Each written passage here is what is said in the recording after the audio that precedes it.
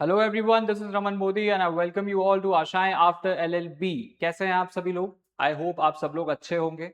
सो भाई, आईओसीएल जो हमारा एग्जाम है, इंडियन ऑयल कॉर्पोरेशन लिमिटेड, उसकी डेट आ चुकी है। आप सबको पता होगा, काफी टाइम पहले डेट आ गई है। 24 सितंबर एग्जाम डेट है। आप में से काफी सारे लोग शायद इस एग्जाम की प्रिपरेशन भी कर रहे होंगे। इसमें लॉ ऑफिसर की वैकेंसी निकली है ना? हो सकता है काफी सारे लोग प्रिपरेशन कर रहे हो, लेकिन दिक्कत एक छोटी सी ये है कि भाई टाइम बहुत कम है। केवल 1 महीने का, 1.5 महीने का समय, अब की टाइम से देखा जाए तो केवल 1 ही महीने का समय आपके पास बचा है इस एग्जाम के लिए प्रिपेयर करने के लिए। और जो सिलेबस है वो अच्छा खासा लंबा है। तो मैंने सोचा कि एक छोटा सा स्ट्रैटेजी वीडियो बनाया जाए कि किस तरह से इस छोटे से टाइम में इस बड़े से सिलेबस को कवर किया जा सकता है और एग्जाम को टैकल किया जा सकता है। तो आज का जो हमारा वीडियो है ये बिल्कुल इसी बारे में होने वाला है। हम डिस्कस करने वाले हैं कि किस तरह से हम हमारे 1 महीने में इस पूरे के पूरे सिलेबस को कवर करेंगे और कैसे हम एग्जाम को अटेम्प्ट करेंगे। ठीक है, बिना किसी देरी के आज का जो हमारा वीडियो है उसको हम शुरू कर देते हैं। ठीक, ये तो भाई नोटिफिकेशन ही है जो आया था। 24 सितंबर हमारा टेंटेटिव डेट है एग्जाम की, अभी भी वही है, चेंज नहीं हुई है। अब सबसे पहली चीज जो हमारे लिए देखने वाली है वो है हमारा सिलेबस और हमारा मोड ऑफ एग्जाम। तो भाई मोड ऑफ एग्जाम आप सबको पता है, सीबीटी बेस्ड एग्जाम है। ठीक है, कंप्यूटर बेस्ड टेस्ट है आपका ये। और ये 3 लेवल में आपका जो सिलेक्शन प्रोसेस है वो होने वाला है। सबसे पहला जो आपका सिलेक्शन प्रोसेस है, जो आपका सबसे पहला सिलेक्शन प्रोसेस है वो होगा आपका सीबीटी एग्जाम। ठीक है, कंप्यूटर बेस्ड टेस्ट। उसके बाद एक जीडी राउंड कंडक्ट करवाया जाएगा, ग्रुप डिस्कशन, जो कि यूजुअली पीएसयूज में करवाया जाता है इंटरव्यू के पहले। और जो तीसरा राउंड आपका होगा वो होगा पर्सनल इंटरव्यू राउंड। ठीक है, ये 3 राउंड में जो आपका कंप्लीट एग्जाम है, जो आपका सिलेक्शन प्रोसेस है वो होने वाला है। अब भाई इस पर्टिकुलर एग्जाम में हम आज जिस चीज के बारे में डिस्कस करने वाले हैं वो है हमारा सीबीटी एग्जाम, इसका सिलेबस और इसे हम किस तरह से कवर कर सकते हैं, ये 3 चीजें। ठीक है, अब देखो भाई, जो ये पर्टिकुलर हमारा पूरा का पूरा सिलेबस है ये 2 पार्ट्स में डिवाइडेड है। ठीक है, 2 पार्ट्स में हमारा ये पूरा सिलेबस डिवाइडेड है। एक है हमारा सेक्शन ए और दूसरा है हमारा सेक्शन बी। जब हम सेक्शन ए की बात कर रहे हैं तो सेक्शन ए है हमारा जनरल एप्टीट्यूड और सेक्शन बी है हमारा डोमेन नॉलेज। डोमेन नॉलेज जो हमारे यहाँ पे लॉ है। ठीक है, सबसे पहले देख लेते हैं हमारा सेक्शन ए जो कि है जनरल एप्टीट्यूड। जनरल एप्टीट्यूड के अंदर 3 चीजें बेसिकली बताई गई हैं, 3 चीजें आने वाली हैं। ठीक है, कौन कौन सी है? सबसे पहला है क्वांटिटेटिव एप्टीट्यूड, दूसरा है हमारा लॉजिकल रीजनिंग और तीसरा होगा हमारा verbal ability and English language. ये 3 चीजें आने वाली हैं और ये तीनों मिला के होंगी 50 नंबर की। टोटल जो आपका पेपर है, टोटल आपका पेपर है 100 नंबर का, जिसमें से 50 नंबर का होगा आपका पेपर 1 और 50 नंबर का होगा आपका पेपर 2। ठीक है, अब भाई एक चीज ध्यान रखो, ऐसा नहीं है कि पेपर 1 अटेम्प्ट नहीं करेंगे या पेपर 1 को हल्के में लेके छोड़ देंगे और पेपर 2 जो लॉ है केवल उसी को देख लेंगे तो काम चल जाएगा। इससे कुछ नहीं होने वाला, क्योंकि पेपर 1 और पेपर 2 दोनों में सेपरेट कट ऑफ यहां पे रखा गया है। ठीक है, आपको पेपर 1 का कट ऑफ भी क्लियर करना पड़ेगा, आपको पेपर 2 का कट ऑफ भी क्लियर करना पड़ेगा, साथ ही साथ आपको दोनों का कंबाइन कट ऑफ भी क्लियर करना पड़ेगा। अब कट ऑफ कितना है वो मैं आपको बता देता हूं। अगर हम अनरिजर्व कैटेगरी की बात करें तो पेपर 1 के लिए 40% का कट ऑफ अनरिजर्व कैटेगरी के लिए दिया गया है और वहीं पेपर 2 में भी 40% कट ऑफ अनरिजर्व कैटेगरी के लिए दिया गया है। और रिजर्व्ड कैटेगरी के लिए इसी कट ऑफ को कम करके 30 to 35% कर दिया गया। ठीक है, पेपर 1 में 40% कट ऑफ, पेपर 2 में 40% cut off for reserved category, और वहीं for unreserved category and for reserved category यानी कि SC ST and other caste, उनके लिए 35% कट ऑफ है पेपर 1 और पेपर 2 दोनों में ही। और वहीं अगर हम इन दोनों को कंबाइनली देखें तो इनका कंबाइन कट ऑफ है 45%। ठीक है, आपको सेपरेटली भी दोनों का कट ऑफ क्लियर करना है, कंबाइन भी दोनों का कट ऑफ क्लियर करना है। ये चीज अपने दिमाग में बैठा लो। तो ऐसा नहीं चलेगा भाई कि पेपर 1 को हल्के में लेके छोड़ दिया और पेपर 1 को ही टारगेट कर लिया, ये चीज नहीं हो पाएगी। दोनों को आपको टारगेट करके चलना है। साथ ही साथ एक छोटी सी इसमें डराने वाली बात भी है कि यहाँ पे माइनस मार्किंग भी होती है, जो कि कितने की होती है? 0.25 नंबर की। 0.25 नंबर की माइनस मार्किंग यहां आपको देखने के लिए मिलेगी। 1 नंबर सही आंसर के लिए, 0.25 गलत आंसर के लिए। ठीक है, अब ये तो आपका हो गया टोटल सिलेबस। अब अगर हम इस सिलेबस को थोड़ा सा बाइफरकेट करें, इस सिलेबस को थोड़ा अगर हम बाइफरकेट करें तो आपका जो सिलेबस है वो कुछ इस तरह का दिखेगा। ठीक है, क्या क्या आपके पास सब्जेक्ट्स हैं लॉ के में? देखो, जो हमारा जनरल एप्टीट्यूड है वहां तो ये तीन ही चीजें हैं, क्वांटिटेटिव एप्टीट्यूड, लॉजिकल रीजनिंग और वर्बल एबिलिटी, ये तीन ही चीजें हैं। लेकिन जब हम लॉ में जाते हैं तो कम से कम 22 सब्जेक्ट्स यहां पर दे के रखे हुए हैं, और पढ़ने के लिए समय है केवल कितना? 1 महीना।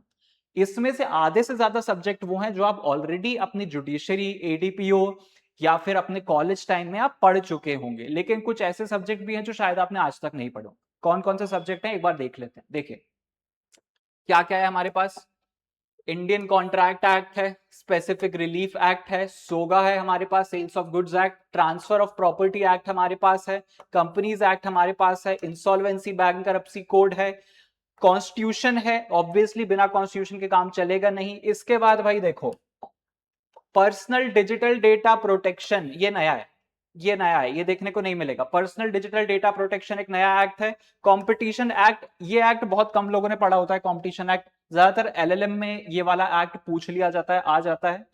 ठीक है, इसके अलावा कंज्यूमर प्रोटेक्शन एक्ट हमारे पास है, टॉर्ट के साथ यूजुअली हमने इसको पढ़ा होता है। राइट टू इंफॉर्मेशन आरटीआई 2005 का एक्ट हमारे पास है, एसेंशियल कमोडिटी हमारे पास है। ये सारे वो एक्ट्स हैं जो हम ऑलरेडी कभी ना कभी पढ़ चुके हैं। अगर आप आईबीपीएस की, सेबी की, ठीक है, या किसी दूसरे पीएसयू की प्रिपरेशन कर रहे होंगे तो ये सारे एक्ट आपने पढ़े होंगे। ठीक, लेकिन ये जो एक्ट जिनको मैं ब्लू से मार्क कर रहा हूं ना, ये वो एक्ट हैं जो शायद आपने नहीं पढ़े हो। Legal metrology act 2009, public premises eviction act, ठीक है, एक सेबी, सेबी का ओवरव्यू, ये भी शायद आपने नहीं पढ़ा हो। मीडिएशन, अब देखो आर्बिट्रेशन, कंसिलिएशन, मीडिएशन, ये तो आपने पढ़ा होगा। ठीक है, ये 1996 वाला एक्ट तो आपने पढ़ा होगा। लेकिन मीडिएशन एक्ट एक 2003 में 2023 में फिर से आया है, हो सकता है ये एक्ट आपने ना पढ़ा हो, ये आपके लिए नया एक्ट है। ठीक, इसके अलावा भारतीय नागरिक सुरक्षा संहिता, भारतीय साक्ष्य अधिनियम, सीपीसी, ठीक है, ये लिमिटेशन एक्ट, ये सब तो हमने पढ़े रखे हैं। इसके अलावा कमर्शियल कोर्ट एक्ट, ये हमारे लिए नया है। ठीक है, तो ये जो 7 एक्ट हैं, जो हमारे मेजर एक्ट्स को छोड़ के, ये जो मैंने ब्लू से मार्क किए हैं, ये जो हमारे 7 एक्ट हैं, ये वो हैं जो शायद हमने आज तक कभी नहीं पढ़े। अब इनको किस तरह से पढ़ना है और बाकी एक्ट्स को किस तरह से पढ़ना है और पेपर 1 को किस तरह से पढ़ना है, ये हमारे लिए इंपॉर्टेंट है। अब भाई 1 महीने में ये पूरा का पूरा सिलेबस कवर करना तो नेक्स्ट टू इम्पॉसिबल है। I am talking very honestly, भाई ये चीज एक्चुअली नेक्स्ट टू इम्पॉसिबल है कि आप 1 महीने में ये पूरा सिलेबस खत्म कर सको। तो फिर कैसे पढ़ें, कितना पढ़ें, क्या क्या पढ़ें, ये मैं आज आपको बताऊंगा। ठीक है, क्या क्या हमको पढ़ना है इन सब में से, ये अभी हम देखने वाले हैं। थोड़ा डिटेल रिसर्च करके मैंने कुछ आइडिया निकाला कि भाई हमको क्या क्या पढ़ लेना चाहिए। अब डिटेल रिसर्च इसलिए क्योंकि हम प्रीवियस ईयर क्वेश्चन पेपर पे जा नहीं सकते, क्योंकि कोई प्रीवियस ईयर क्वेश्चन पेपर है ही नहीं। ठीक है, ये जो एग्जाम है ये आईयूसीएल पहली बार कंडक्ट करवा रहा है। इसके पहले क्लैट पीजी के थ्रू सिलेक्शंस होते थे, तो तब तो पता था कि क्लैट पीजी क्लियर करना है और सीधे जीडी इंटरव्यू में बैठना है। लेकिन अब क्या हो रहा है, अब आईयूसीएल खुद अपना एग्जाम कंडक्ट करवा रहा है, पहली बार हो रहा है, कोई प्रीवियस ईयर पेपर नहीं है। तो कैसे पता पड़ेगा कि क्या पैटर्न है, क्या क्वेश्चन आएंगे। लेकिन जो एक अनुमानित पैटर्न है वो ये है कि भाई जो हमारा आईबीपीएस या सेबी का एग्जाम होता है, एसबीआई एसओ का एग्जाम होता है, इनके जैसे पेपर पैटर्न यहाँ पे देखने के लिए मिल सकता है। तो वहां जिस पैटर्न पे पेपर आता है वही पैटर्न के बेस पे मैं आपके लिए इंपॉर्टेंट टॉपिक्स निकाल के लेकर आया हूं हर एक सब्जेक्ट से। ठीक है, गौर से देखिएगा, ये मैं आपको प्रोवाइड भी करवा दूंगा, लेकिन अभी गौर से समझना क्या क्या इंपॉर्टेंट है। क्वांटिटेटिव एंड एप्टीट्यूड की अगर हम बात करें तो 20 क्वेश्चंस यहां से आते हैं आपके लिए। ठीक है, इसके अंदर भाई, इसके अंदर परसेंटेज हो गया, प्रॉफिट एंड लॉस हो गया, ठीक है, रेशो, रेशो जरूर आता है, रेशो हर जगह आता है, कोई भी एग्जाम देख लो, रेशो प्रपोर्शन हर जगह आएगा। Time and work, time distance speed, ये चीज आएगा। एवरेज, एवरेज को बिल्कुल मिस मत करना। ये वो चीजें हैं जो आपको हर जगह हर एग्जाम में देखने के लिए मिलेंगी ही मिलेंगी क्वांटिटेटिव एप्टीट्यूड के अंदर। ठीक है, सिंपल कंपाउंड इंटरेस्ट यहां थोड़ा मुश्किल है, बैंक के एग्जाम में बहुत ज्यादा आता है। ठीक है, simple interest, compound interest bank के एग्जाम में, आईबीपीएस ऑफिसर में, एसबीआई एसओ में, सेबी में यहां बहुत ज्यादा आता है। लेकिन इस एग्जाम में मुझे लगता है कि शायद कम आए, क्योंकि यहां उसका ज्यादा यूसेज है नहीं। इसके अलावा लॉजिकल रीजनिंग के अंदर ब्लड रिलेशन जरूर आएगा, ठीक है, ब्लड रिलेशन, कोडिंग डिकोडिंग आ सकता है, सिटिंग अरेंजमेंट्स आ सकते हैं, ठीक है। इसके अलावा डायरेक्शन सेंस और सीरीज, नंबर वाइज और अल्फाबेटिक वाइज सीरीज, ये चीजें यहाँ पे पूछी जा सकती है। पजल इतना कुछ इंपॉर्टेंट नहीं है, पजल और कंक्लूजन इस पे आप अगर ध्यान ना भी दे तो चल सकता है, लेकिन बाकी चीजें जरूर कीजिएगा, क्योंकि ये वो चीजें हैं जो ज्यादातर वन डे एग्जाम्स में रिपीट होती हैं, ठीक है। वन डे एग्जाम के पैटर्न में यही चीजें ज्यादा रिपीट होती हैं। इसके बाद वर्बल एबिलिटी में तो ऐसा है कि यहां तो भाई अनुमान लगाना मुश्किल है, प्रेडिक्ट करना बहुत मुश्किल है कि क्या आ जाएगा। रीडिंग कॉम्प्रिहेंशन को मैं कहूंगा कि आ सकता है, एरर स्पॉटिंग भी आ सकती है, एरर स्पॉटिंग सेबी के एग्जाम में आती है, ठीक है। फिल इन द ब्लैंक्स आ सकता है, ठीक है। सिनोनिम्स आ सकते हैं, पैराफ्रेजिंग, पैरा जंपिंग आ सकती है, वन वर्ड सब्स्टिट्यूशन आ सकता है। वन वर्ड सब्स्टिट्यूशन बहुत पॉपुलर है, वन वर्ड सब्स्टिट्यूशन बहुत ज्यादा पॉपुलर है, ये ज्यादातर एग्जाम्स में पूछ लेते हैं, एक वर्ड दे दिया उसको सब्स्टिट्यूट करके कौन सा दूसरा वर्ड उसकी जगह यूज किया जा सकता है, ठीक। अब इसके अलावा ये तो हो गया हमारा पेपर 1, ठीक है, ये भी 50 नंबर का है, ये भी इंपॉर्टेंट है, इसको छोड़ना बिल्कुल नहीं है, ठीक है। पेपर 1 तो हमारा हो गया। अब हम आएंगे हमारे पेपर 2 के ऊपर, सबसे बड़ा पेपर। पेपर 2 के अंदर क्या क्या चीजें कवर करनी है, देखो भाई, जब अगर हम स्टार्ट कर रहे हैं इंडियन कॉन्ट्रैक्ट एक्ट से, तो इसेंशियल्स ऑफ वैलिड कॉन्ट्रैक्ट को हम कतई मिस नहीं कर सकते, ये तो सबसे ज्यादा इंपॉर्टेंट है। इसेंशियल्स ऑफ वैलिड कॉन्ट्रैक्ट सातों के सातों, आठों जितने इसेंशियल्स वहां दिए हैं वो सारे इसेंशियल्स आपको याद होना चाहिए। ऑफर, एक्सेप्टेंस, कंसिडरेशन आपको पता होना चाहिए। वॉइड, वॉइडेबल एग्रीमेंट क्या होते हैं इसके बीच में, या आपको डिफरेंशिएशन पता होना चाहिए। ब्रीच और उसकी remedies, quasi contract, indemnity and guarantee आपको पता होना चाहिए। एजेंसी को भी पढ़ लेना, ठीक है, बेलमेंट एजेंसी, ठीक है, ये आप पढ़ लेना। इतनी चीजें पढ़ लोगे तो ये सफिशिएंट रहेगा। स्पेसिफिक रिलीफ एक्ट में स्पेसिफिक परफॉर्मेंस, जैसे यहाँ essential of valid contract important है, यहाँ पे स्पेसिफिक परफॉर्मेंस बहुत ज्यादा इंपॉर्टेंट है। इंजंक्शन इंपॉर्टेंट है, ठीक है। इंजंक्शन के टाइप कैसे होता है, टेम्परेरी होता है, परमानेंट इंजंक्शन, दो टाइप के इंजंक्शन होते हैं, ठीक है। रेटिफिकेशन ऑफ कॉन्ट्रैक्ट, ये चीज जरूर पढ़ लेना। फिर सेल्स ऑफ गुड्स एक्ट, सोगा में condition and warranties, condition and warranty से क्वेश्चन बन सकता है। ट्रांसफर ऑफ प्रॉपर्टी, ठीक है, टाइटल किस तरह से ट्रांसफर किया जाता है, राइट किस तरह से ट्रांसफर किया जाता है, टाइटल होता क्या है, राइट होता क्या है, और इसके अलावा पोजेशन क्या होता है, ये सारी चीजें यहां से आपसे पूछी जा सकती हैं। नेक्स्ट हमारा ट्रांसफर ऑफ प्रॉपर्टी पे जब आप आते हो, sales, mortgage, lease, gift, actionable claim, doctrine, ये सारी चीजें यहां आपको इंपॉर्टेंट देखने के लिए मिल जाएंगी, ठीक है। सेल्स, मॉर्गेज और लीज, गिफ्ट, ये इंपॉर्टेंट है। हालांकि देखो 50 नंबर का पेपर है, 22 सब्जेक्ट्स हैं, तो मुश्किल से हर एक सब्जेक्ट से 2 क्वेश्चन बनेंगे। तो आपको ना हर एक और जो आपके टॉपिक्स हैं उनको डिटेल में जाके पढ़ने की जरूरत नहीं है। अगर आप ऊपर ऊपर से ओवरव्यू भी ले लेते हैं कि क्या टॉपिक किस चीज के बारे में बात करता है, तो एग्जाम पॉइंट ऑफ व्यू से उतना भी सफिशिएंट होगा, क्योंकि 50 नंबर का पेपर 20 क्वेश्चन, 22 टॉपिक, हर इससे 2 या 3 से ज्यादा नहीं बनने वाले। अब कई कई तो ऐसे सब्जेक्ट है, मैं उम्मीद करता हूं कि शायद एक ही उनसे बने, एक से ज्यादा भी ना बन पाएगा। कंपनीज एक्ट में इनकॉर्पोरेशन किस तरह से होता है कंपनी का, ये आपको पता होना चाहिए। टाइप्स ऑफ कंपनीज क्या होती है, डायरेक्टर की ड्यूटी लाइबिलिटी क्या होता है। सीएसआर जरूर पढ़ के जाना, ठीक है, सीएसआर और उसके प्रोविजन जरूर पढ़ के जाना। कॉर्पोरेट रिस्पॉन्सिबिलिटी, इसके अलावा इंसॉल्वेंसी, बैंक करप्सी कोड से थोड़े कम क्वेश्चन बन सकते हैं, बट मॉर्गेज और रिजोल्यूशन से यहां से क्वेश्चन आ सकते हैं, इसको आप पढ़ के जाना। कॉन्स्टिट्यूशन ऑफ इंडिया, देखो कॉन्स्टिट्यूशन ऑफ इंडिया में इन्हें खुद से ही दे के रखा है कि क्या चीज आने वाली है। फंडामेंटल राइट, डायरेक्टिव प्रिंसिपल, इसको तो चलो ठीक है, ये तो मैंने अपने हिसाब से ऐड किया, लेकिन आर्टिकल 32 और आर्टिकल 226 हमारा जो रिट पिटिशंस हैं, हमारी जो फंडामेंटल रिट्स हैं, इन्हें खुद देके रखा है कि ये 2 मेजर टॉपिक्स हैं, यहां से क्वेश्चन जरूर बनेंगे। तो बाकी चीजें भले ही कवर करो या मत करो कॉन्स्टिट्यूशन में, लेकिन ये 2 आर्टिकल जरूर कवर करके जाना, ठीक है। और साथ ही साथ फंडामेंटल राइट्स और डीपीएसपी पे एक नजर जरूर मार लेना कि वहां क्या क्या चीजें हैं, और वहां के इंपॉर्टेंट केस लॉज देख लेना, जितने भी लैंडमार्क केस लॉज हैं, ठीक। देन डिजिटल प्रोटेक्शन एक्ट हमारे पास यहाँ पे है, यहाँ पे भी कुछ टॉपिक्स हैं। कंपटीशन एक्ट के अंदर anti competition agreement, abuse of dominance position है हमारे पास। कंज्यूमर प्रोटेक्शन में कंज्यूमर के राइट्स क्या होते हैं, ई कॉमर्स क्या होता है, ये हमारे लिए इंपॉर्टेंट है।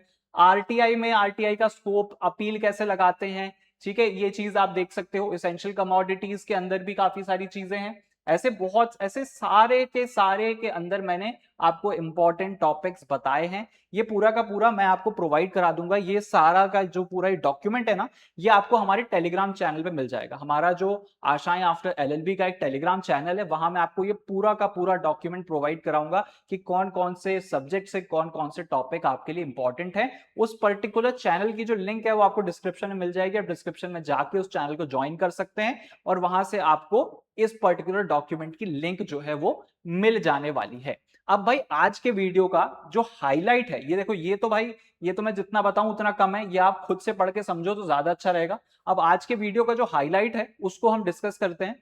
मैंने आपकी इस कंप्लीट स्ट्रेटेजी, इस कंप्लीट जो आपकी प्रिपरेशन है, इसको 3 स्टेजेस में ब्रेक किया है। ठीक है, आपकी ये जो कंप्लीट प्रिपरेशन होगी Indian oil corporation law officer exam के लिए, इसको मैंने 3 पार्ट्स में डिवाइड किया है कि कैसे आप 4 हफ्तों के अंदर यानी 1 महीने के अंदर इस एग्जाम को टैकल कर सकते हैं। सबसे पहली चीज, आज 25 तारीख है, ठीक है, 25 अगस्त को मैं ये वीडियो बना रहा हूं, आज 25 तारीख से। अगर आप आज से भी पढ़ना चालू करते हैं तो आप अपने पहले 20 दिन, कम से कम पहले 20 दिन अपनी पूरी की पूरी सिलेबस की स्टडी को दीजिएगा। आपका जो कंप्लीट सिलेबस है, चाहे वो पेपर 1 हो, चाहे वो पेपर 2 हो, चाहे वो 7 वो एक्स्ट्रा सब्जेक्ट्स हो जो हमने कभी नहीं पढ़े वाले हैं, पूरे 20 दिन आपको इन सब्जेक्ट्स को देना ही पड़ेगा हर हाल में। ठीक है, अब इसको हम किस पैटर्न में डिवाइड करें? देखो, आप इसको ना 40 40 और 20 के रेशो में डिवाइड कर सकते हैं। ठीक है, 40% आपका पेपर 1, फिर 40% आपके पेपर 2 के मेजर सब्जेक्ट्स, और 40% आपके पेपर 2 के माइनर सब्जेक्ट, माइनर मेजर। ठीक है, वो जो 7 माइनर सब्जेक्ट्स मैंने बताया, या उसके अलावा और अगर कोई आपको लगते हैं वो, और बाकी के जो बचे हुए 15 सब्जेक्ट्स हैं वो यहाँ पे और 3 यहाँ पे। अब हमने इन दोनों को 40-40% क्यों रखा है भाई? क्योंकि दोनों 50-50 मार्क्स कैरी करते हैं। पेपर 1 पूरा 50 मार्क कैरी करता है, इसका कट ऑफ अलग है, इसलिए इसको प्रॉपर टाइम देना बहुत ज्यादा जरूरी है। तो आप अपनी प्रिपरेशन को इस तरह डिवाइड कर सकते हैं। अपना जो आपका 20 दिन का प्रिपरेशन है, इसको 40-40-20 के 3 पार्ट्स में डिवाइड कीजिए। एक दिन में कम से कम कुछ नहीं तो 6 से 8 घंटा आपको पढ़ना ही पड़ेगा। ठीक है, आप बोलोगे सर 6 से 8 घंटा या 10 घंटा हम कैसे पढ़ेंगे? तो भाई अगर 1 महीने में इस एग्जाम की तैयारी करना है तो पढ़ना ही पड़ेगा। जो पुराने सब्जेक्ट आप पढ़ चुके हो उसको डिटेल में मत पढ़ो, मैं फिर से बता रहा हूं, केवल ओवरव्यू लो। जो नए सब्जेक्ट्स हैं जो आपने कभी नहीं पढ़े हैं, खासकर जो पेपर 1 है, उसको आप डिटेल में पढ़ो। ठीक है, क्योंकि कॉन्ट्रैक्ट, बीएनएस, बीएनएसएस, ठीक है, स्पेसिफिक रिलीफ एक्ट, ये तो ऐसे सब्जेक्ट हैं जो कॉलेज में भी पढ़े हैं, जुडिशियरी की प्रिपरेशन के लिए भी पढ़े हैं, आईबीपीएस के लिए भी पढ़े हैं, एडीपीओ के लिए भी पढ़े हैं, हर जगह पढ़े हैं ये सब्जेक्ट हमने। तो जो सब्जेक्ट नहीं पढ़े हैं उनको ज्यादा टाइम दो। और मैं आपको ये नहीं बताऊंगा कि भाई सुबह इतने बजे उठ के पढ़ना, फिर पढ़ने के बाद चाय पीना, फिर उसके बाद नाश्ता करना, फिर पढ़ने बैठ जाना, फिर सो जाना। वो आप अपने हिसाब से देखो। हर एक ह्यूमन बीइंग का वो अलग एक पैटर्न होता है। कोई सुबह उठ के पढ़ लेता है, कोई दिन में पढ़ लेता है, कोई रात को जाग जाग के पढ़ लेता है। वो आपको अपने हिसाब से मैनेज करना है। लेकिन अगर ये एग्जाम क्रैक करना है तो मिनिमम 6 घंटा दिन में या 8 से 10 घंटा तो आपको पढ़ना ही पड़ेगा, अगर ये एग्जाम क्रैक करना चाहते हो तो। ठीक है, और इसके अलावा 3 फेजेस में कैसे हम इसको डिवाइड कर रहे हैं? पहला तो भाई हमारा 20 दिन हो गया, क्या हमारा सिलेबस कंप्लीट करेंगे हम। पहले 20 दिन में हम अपना सिलेबस कंप्लीट करेंगे। इसके बाद जो हमारे बचे हुए 5 दिन हैं, उन बचे हुए 5 दिन में हम रिवीजन भी करेंगे, एमसीक्यू भी लगाएंगे। बचे हुए 5 दिनों में हम क्या करने वाले हैं? रिवीजन और एमसीक्यू की प्रैक्टिस हम करेंगे। और फिर उसके बाद जो लास्ट के हमारे 5 दिन होंगे उसमें हम लगाएंगे मॉक। अब भाई आप बोलोगे सर मॉक कहां से आ गया? ये जब ये एग्जाम ही पहली बार हो रहा है तो मॉक कैसे लगाएं? आप आईबीपीएस के पुराने पेपर उठा लेना, आप एसबीआई एसओ के पुराने पेपर उठा लेना, सेबी के पुराने पेपर उठा लेना, उनके जो मॉक है ना वो लगा लेना, उससे इसकी प्रैक्टिस हो जाएगी। वो वाले मॉक अगर लगा लोगे तो उससे इसकी प्रैक्टिस, आपकी इस एग्जाम की प्रैक्टिस हो जाएगी। मॉक जरूर लगा के जाना, मॉक को बिल्कुल भी मिस मत करना।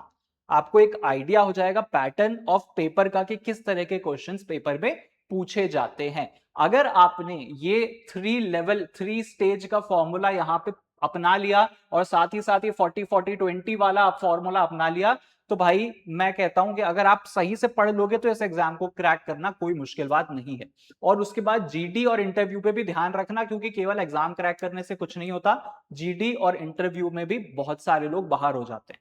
मेरे ख्याल से शायद 10 पोस्ट यहाँ पे निकाली गई हैं, तो 10 पोस्ट के लिए 30 लोगों को जीडी राउंड के लिए बुलाया जाएगा। 10 पोस्ट में 30 लोगों को बुलाते हैं। ये स्टैंडर्ड पीएसयू का ये एक रेशो है कि अगर 10 पोस्ट निकाली है तो 30 लोगों को बुलाएंगे, 30 लोगों में से जीडी राउंड में से 20 लोगों को या 10 लोगों को हटा दिया जाएगा। फिर उसके बाद बचे हुए इंटरव्यू राउंड में जाएंगे और वहां से जो सिलेक्ट होते हैं फिर उन लोगों को जॉब ऑफर करी जाती है। और जीडी और इंटरव्यू भी इंपॉर्टेंट होता है, वहां भी आपकी ये नॉलेज जो है ये टेस्ट कर ली जाती है। ठीक है, इस पर्टिकुलर जो पैटर्न है इसको अपना लीजिए, एग्जाम क्रैक करना कोई मुश्किल बात नहीं होने वाली। और इसके अलावा अभी लाइन से बहुत सारे एग्जाम है, एयरपोर्ट अथॉरिटी ऑफ इंडिया का एग्जाम भी है, आईबीपीएस का एग्जाम भी है ना, अभी एमपीएडीपीओ का एग्जाम भी आने वाला है, राजस्थान का एग्जाम भी आने वाला है। बहुत सारे एग्जाम हैं जो अभी लाइन से आने वाले हैं। आप हर एक एग्जाम की प्रिपरेशन अगर करते चलोगे तो कोई ना कोई तो निकल ही जाएगा, ऐसा कर सकते हो आप। लेकिन जितनी ज्यादा नाव पे सवार होगे उतना ज्यादा गिरने के चांसेस ज्यादा होंगे। तो मैं यही सजेस्ट करूंगा कि भाई कोई एक या दो ही एग्जाम को आप टारगेट करके चलो। देखो हमेशा एक प्लान भी जरूर होना चाहिए, ठीक है। इस एग्जाम को आप एज अ प्लान भी रख सकते हो। अगर आप जुडिशरी केटर कर रहे हो, जुडिशरी टैकल कर रहे हो, जुडिशरी आपका टारगेट है या एडीपीओ आपका टारगेट है, तो उसको अपना टारगेट ए बना के चलो और इस एग्जाम को या आईबीपीएस को या किसी दूसरे एग्जाम को अपना टारगेट बी बना के चलो। ठीक है, ऐसा नहीं है कि हम एक ही की तरफ फिक्स है, जो वहां आ रहा है वो यहीं आ रहा है, तो भाई क्या दिक्कत है, इस एग्जाम को भी दिया जा सकता है ना। अगर आपका टारगेट है कि आपको एमपीएडीपीओ देना है, एमपीएडीपीओ में इतने सब्जेक्ट हैं जिसमें आधे इसमें कवर हो रहे हैं, अगर उतना पढ़ के आप ये एग्जाम दे दोगे तो ज्यादा चांसेस है कि ये एग्जाम आपका निकल भी जाए। ठीक, तो इस एग्जाम को जरूर दीजिएगा। अभी एग्जाम फॉर्म ओपन है, मेरे ख्याल से 28 या 29 तारीख तक एग्जाम फॉर्म्स ओपन है। ठीक है, नहीं 3 तारीख तक एग्जाम फॉर्म ओपन है, एक्चुअली 3 सितंबर या 2 सितंबर तक एग्जाम फॉर्म जो है वो ओपन है। आप अभी भी जाके एग्जाम फॉर्म भर सकते हैं अगर आपने नहीं भरा है, और प्रिपरेशन चालू कर सकते हैं। ठीक है guys, that's all from my and. मिलते हैं अगले वीडियो में एक नए सेशन में नए टॉपिक के साथ। Till then good bye, have a nice day and all the best for your all upcoming exams.